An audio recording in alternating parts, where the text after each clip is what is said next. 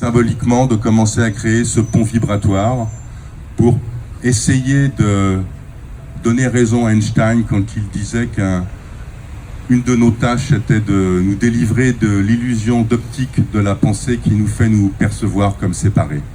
Le son nous unit, alors unissons-nous dans un whisper. On fait ce geste-là. Ensuite, on peut le dire tous ensemble, pour l'eau, pour l'air, pour la terre. La terre émet un son. La terre émet un son continu, 16 octaves sous le do médium, ce qui fait qu'il est inaudible, mais qui nous lie d'une certaine manière. Ce son nous unit, et ce que nous vous proposons, c'est de nous unir autour de ce son. Et c'est en travaillant en 2015, autour de la COP 21, où l'idée d'un grand rendez-vous où on serait vraiment tous, quelles que soient nos religions, quelles que soient nos cultures, quelles que soient nos croyances ou nos non-croyances, réunis dans la même intention, dans le même son, au même moment, que cette idée est venue. Voilà, j'étais en train de réfléchir en préparant une réunion avec la COP, et réellement ce qui s'est passé, c'est qu'à mon oreille, j'ai entendu le mot whisper, murmure. J'ai tapé pour être sûr de l'écriture et évidemment j'ai fait une faute d'orthographe. J'ai tapé W-I-S-H-P-E-R. Donc j'ai commencé par W-I-S-H qui veut dire le souhait. Or en musicothérapie, pour qu'un son ait une portée thérapeutique, il faut qu'il ait une intention. L'idée principale, c'était que les hommes se réunissent et qu'ils vibrent avec et pour la terre. J'en ai parlé à mes amis amérindiens qui se battaient à l'époque pour Standing Rock.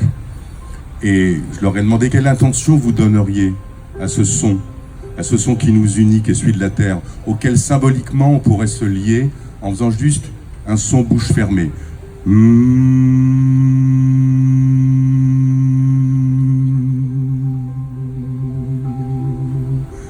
Et ils m'ont dit, comme intention, tu devrais prendre pour l'eau, pour l'air, pour la terre. J'avais ce son, j'avais cette intention. J'ai été voir une amie qui avait été sourd-muette et je dis quel geste tu ferais pour illustrer cette intention et ce son. Et elle me dit je ferais ce geste-là qui en langage des sourds-muets, en langage universel, veut dire solidaire. Et donc c'est bâti comme ça le whisper. Très vite, des gens se sont intéressés. L'UNESCO nous a soutenus, l'Académie de Créteil, des ONG et les attentats ont fait que tout s'est annulé. On s'est aperçu que le 22 avril 2020, c'était le 50e anniversaire de la Journée de la Terre. Et on s'est dit, comment rêver d'un plus beau moment que la Journée de la Terre pour se réunir tous ensemble, autour du monde, et vibrer avec et pour la Terre dans la même intention, avec ce geste qui veut dire solidaire. Car si on veut traverser la vallée des larmes que nous promettent tous les scientifiques, on n'a qu'une seule chose à faire, on n'a qu'une seule chance, c'est de créer cette solidarité, c'est de créer cette fraternité qui est souvent décrétée, mais qui n'est pas vécue. C'est les nouvelles générations qui auront à la construire pour affronter le chaos qu'on va leur laisser.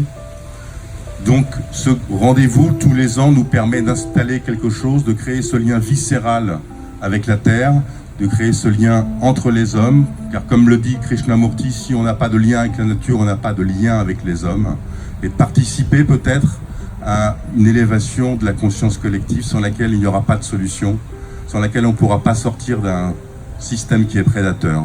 Alors je vous propose peut-être de l'expérimenter et symboliquement de commencer à créer ce pont vibratoire pour essayer de donner raison à Einstein quand il disait qu'une de nos tâches était de nous délivrer de l'illusion d'optique de la pensée qui nous fait nous percevoir comme séparés.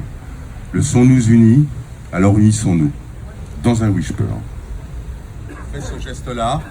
Ensuite, on peut le dire tous ensemble, pour l'eau, pour l'air, pour la terre, et on vibre ensemble.